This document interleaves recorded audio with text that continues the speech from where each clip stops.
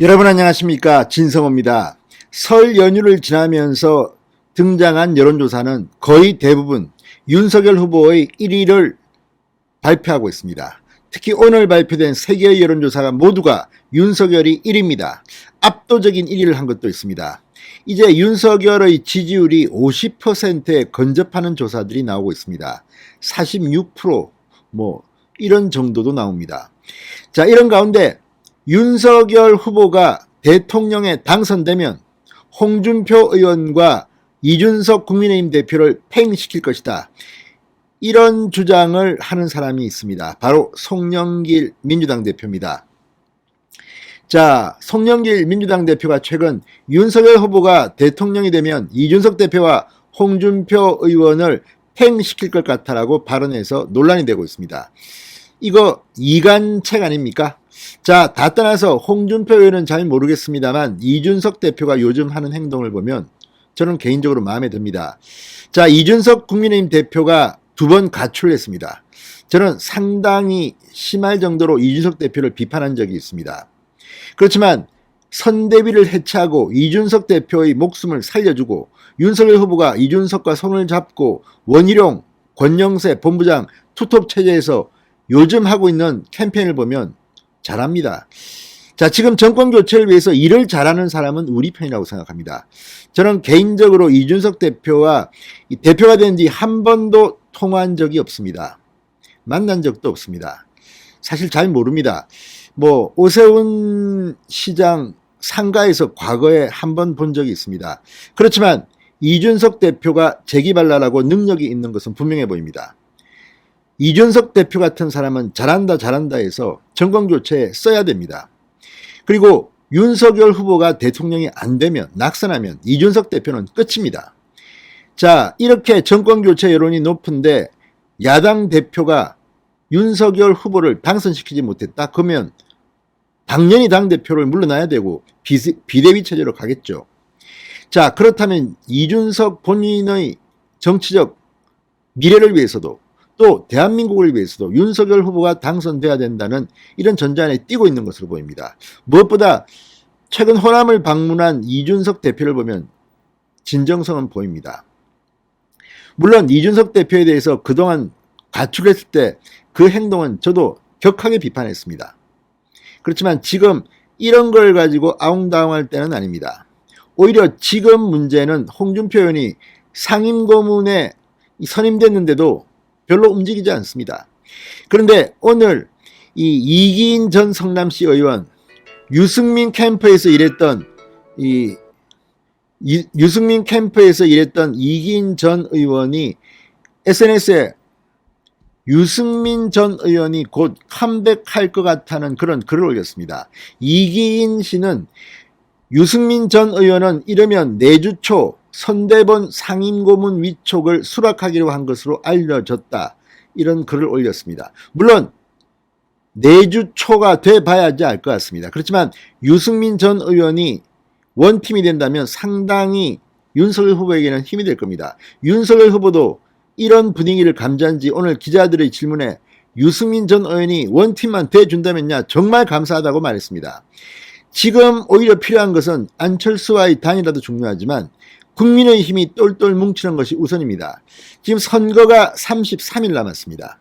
지금 안철수 후보 측과 단일화 논의를 시작하면 또 무슨 TV 토론하고 여론조사를 어떻게 문항을 정하고 또 여론조사를 어떤 휴대폰 100%로 할 건지 유선전화를 할 건지 이런 협상하다 보면 날 셉니다. 33일 남았습니다. 그리고 2월 13일, 14일 후보 등록이 있습니다. 15일부터는 유세차가 돌아갑니다.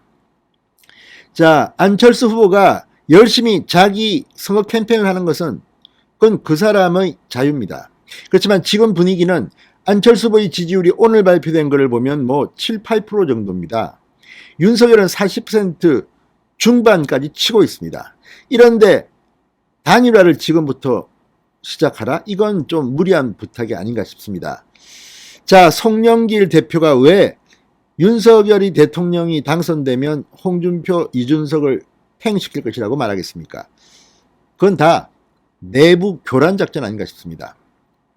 지금 송영길 대표는 코로나 확진을 받아서 활동이 잠시 멈춘 것 같습니다. 김혜경 씨는 지금 거의 칩거 상태입니다. 자, 이런 가운데 윤석열 후보의 지지율이 올라가고 있고 어젯밤 TV토론도 상당히 만족스럽게 저는 윤석열 후보가 했다고 봅니다. 오늘 5인의 정치 전문가의 평점도 1위를 했습니다. 이재명이 꼴찌였습니다. 뭐 잘한다 하던 이재명은 TV토론에서 눈치만 보다가 비겁하게 뭐 장학 퀴즈 내다가 끝났습니다. 윤석열은 진정성이 있어 보였습니다. 자, 윤석열 후보 장점도 있고 단점도 있습니다만 지금 상황, 선거 33일 남은 상황에서 윤석열 후보로 뭉치는 게 저는 맞다고 봅니다. 뭐 개인적으로 윤석열 후보와 별 관계도 없습니다.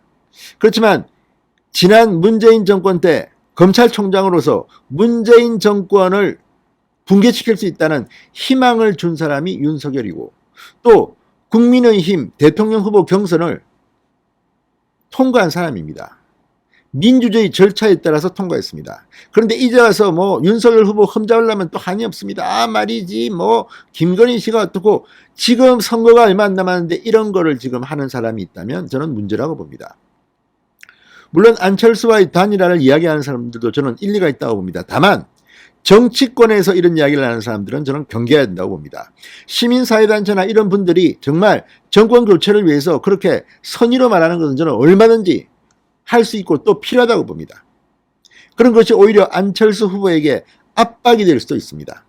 그러나 인위적으로 뭐 공동정부를 하고 뭐 안철수 총리의 뭐 어떻고 장관 몇 자리에 공천권은 어떻게 배분하고 이런 걸 국민들 앞에 보여주는 순간 저는 단일화도 오히려 역작용만 나오지 않을까 생각도 듭니다.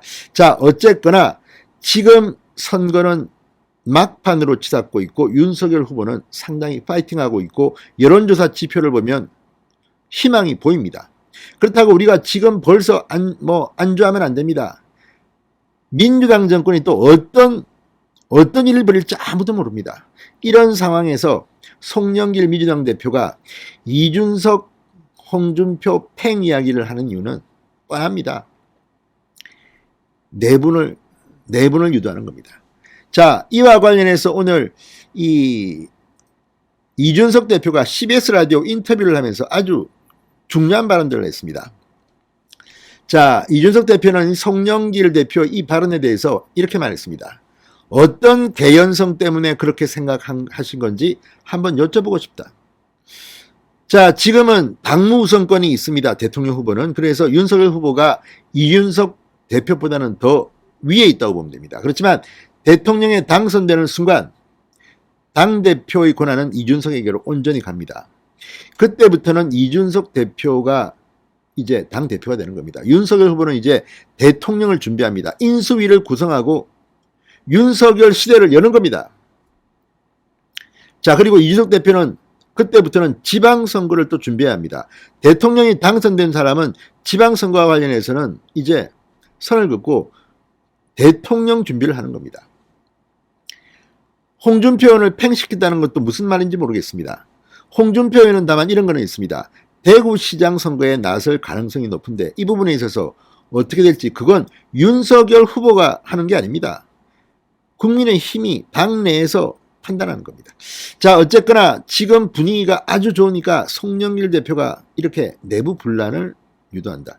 자, 일단 홍준표 의원은 상임고문직을 수락했고 유승민 전 의원도 만약 이기인 전 의원의 말처럼 내주 초에 상임고문으로 들어온다면 선거운동을 어떻게 하느냐에 따라서 이 원팀으로서의 효력, 오늘도 최재형 전 감사원장 대통령 후보 경선에서 예비 경선에서 떨어졌지만 오늘 TV 연설 상당히 훌륭했습니다. 아주 진중하고 무게감 있고 왜 문재인 정권을 교체해야 되는지를 조목조목 이야기했습니다. 이걸 보면 민주당은 겁이 좀 날 겁니다.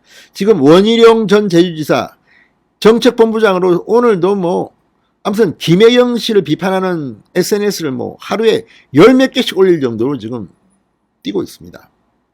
권영세 본부장 뒤에서 지금 조율을 잘하고 있습니다. 공천관리도 지금 맡고 있습니다. 국회의원 보궐선거, 재보궐선거. 자, 이렇게 착착 국민의힘은 잘 돌아가고 있습니다. 누차 말씀드리지만 정권 교체에 도움이 되고 일 잘하는 사람은 우리 편이고 방해가 되고 자꾸만 권력 이야기하는 사람들은 조금 실망스럽습니다. 누차 말씀드리지만 저는 이준석 대표 잘 모릅니다. 한 번 정도 한 2년 전에 상가에서 만난 거 말고는 그 측근들도 잘 모릅니다. 자, 어쨌거나 그럼에도 불구하고 이준석이 일 잘하면 우리 편입니다. 요즘 정말 일 잘한다고 저는 봅니다.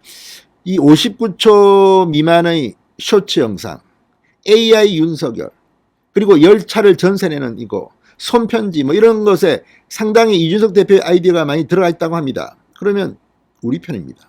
저는 우리 편이라고 하고 제 편입니다. 자, 어쨌든 지금 진행되는 이 상황에 송영길 대표가 재뿌리려고 이런 말을 한 게 아닌가 싶습니다. 자, 이준석 대표 오늘 이렇게 말했습니다. 송영길 대표도 사실 당내에서 꾸준히 비주류로 활동해 오시면서 지금 대표의 자리까지 오신 것이다. 송 대표님도 정권 때마다 꼭 정권과 함께하는 모습만을 보여주신 건 아니다. 그렇기 때문에 송 대표님이 그런 강한 예감이 드신다면 어떤 본인의 과거 경험이나 그런 걸 바탕으로 하신 판단이 아닐까 이런 생각을 한다. 이 송영길 개인의 이야기입니다. 지금 윤석열 후보도 이준석 대표도 다 사실 국회의원을 해본 적이 없습니다. 비주류입니다. 그렇지만 그래서 더 참신할 수도 있습니다. 자, 무엇보다도 지금 민주주의 절차에 따르면 이준석을 윤석열 당선자가 팽시킨다는 것도 좀 우습습니다. 자, 무엇보다 지금 중요한 것은 안철수 후보 문제입니다. 단일화 문제입니다. 오늘 이준석은 이렇게 말했습니다. 지난 2020년 국회의원 총선을 보면 아주 간단한 논리, 내 주변에 문재인 좋아하는 사람 없어. 그러니까 합치기만 하면 돼. 이런 식으로 미래통합당이라는 걸 만들어 싹 끌어 모아서 반문연대했는데 지지 않았나. 실제 그때 뭐 무슨 정교조 변호사 하는 사람도 공천 주고 뭐 아무튼 참 황교안 대표 시절에 공천, 김영호의 공천인데 서로 갈라먹기 한 거 아닙니까? 유승민계가 아마 그때 제일 많이 들어왔을 겁니다. 아무튼 제일 많이 들어왔다기보다 제일 재미를 봤다 뭐 이런 이야기도 있습니다만 아무튼 지금 보면 황교안, 김영호 때 그 미래통합당 공천 실패한 겁니다. 아니 진짜 졌지 않습니까? 자, 그러면서 이준석 대표는 1등 후보가 2등과 3등의 언어인 단일화를 한다는 건 굉장히 정치공학적으로 국민들이 굉장히 받아들이기 힘든 거라는 겁니다. 자, 어쨌든 이런 것들 때문에 개연성이 떨어진다고 이야기했습니다. 자, 무엇보다 마지노선을 대선 40일 전으로 보는데 벌써 30일이 가까워지고 있고 그렇다고 한다면 과거의 사례를 준용했을 때 어렵지 않을까 생각한다.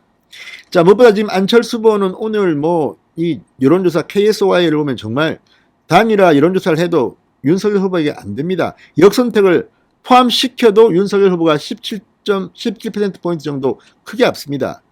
자, 그렇다면 지금 각자의 길을 가는 것이고 나중에 단일화는 유권자들이 자연스럽게 해주지 않을까 이런 생각이 듭니다. 자, 어쨌든 이제 안철수 후보는 안철수 후보만의 장점을 그냥 살리면서 선거운동 하시면 되는 것이고 윤석열 후보는 더 치고 나가야 합니다. 그래야만 됩니다. 자, 어쨌든 다음 주 유승민 전 의원이 들어온다면 또 이야기가 달라집니다. 지금 국민들 어떻게 생각하겠습니까? 과거 이 박근혜, 문재인, 안철수, 이정희가 붙었던 2012년 대선 안철수가 문재인 후보 지지를 선언했지만 결과는 박근혜 대통령의 탄생이었습니다. 이정희 후보가 TV토론에서 그렇게 모욕적인 연설을 했지만 국민들은 박근혜를 뽑았습니다. 이번에도 그때의 분위기 또 이재명 후보 지금 여러분 대통령 될 것 같습니까? 자, 과거 2007년 대선에서 이 정동영과 붙었던 이명박 후보 그때 이회창 무소속 후보가 15%를 가져갔지만 당선됐습니다. 물론 그때와 지금은 좀 상황은 다릅니다만 좀 비슷합니다. 지금은 윤석열 후보를 통해서 정권을 교체할 때가 아닌가 싶습니다. 진성호의 직설이었습니다. 여러분 감사합니다.